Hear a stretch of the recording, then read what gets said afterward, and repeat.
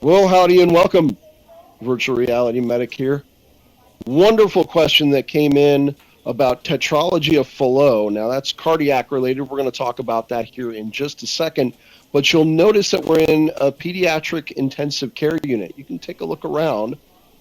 We're in the pediatric intensive care unit. And the reason that we're in the pediatric intensive care unit is because Tetralogy of Fallot is going to be found in infants, okay? Could be neonatal, so brand new. Could be, still within a month or two of birth, but it's generally going to be found relatively quickly because it is a congenital heart defect, okay? So looking at the heart here, I want to orient you to what we're looking at. Remember, when we're looking at something, we're always, the right side is the patient's right or the mannequin's right, and the left side is the patient's left or the mannequin's left. So in this case, the left side of the heart is over here. This is the left, right over here. This is the left ventricle. This is the right ventricle, okay? So right ventricle, left ventricle.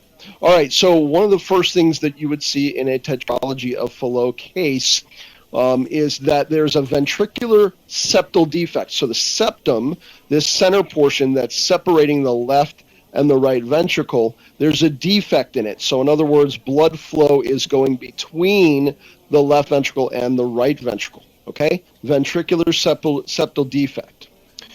One of the things that that's going to cause is that's going to cause a lot of increased pressure and backflow on the pulmonary valve here, okay? So to orient you to the valves, it's TPMA, so T, the tricuspid valve, P, the pulmonary valve, M, the mitral valve, and A, the aortic valve. And we'll see the aortic valve here in just a second. Okay, so TPMA. So that pulmonary valve right there will become hardened, stenotic, it will narrow down.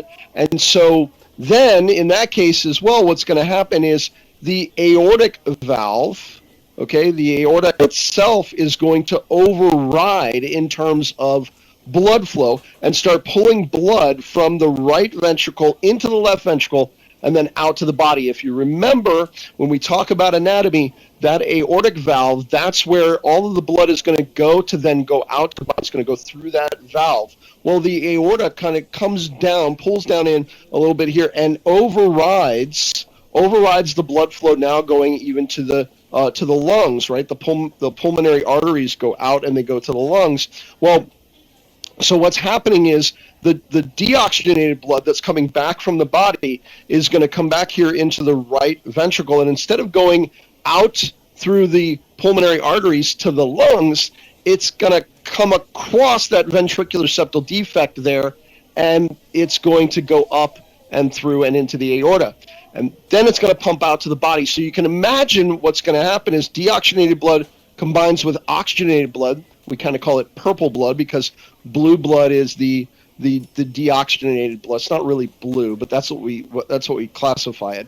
And then red blood is the oxygenated blood that's going to go out to the body. Well, these two are going to kind of it's going to cross, and you're going to get deoxygenated blood combined with oxygenated blood.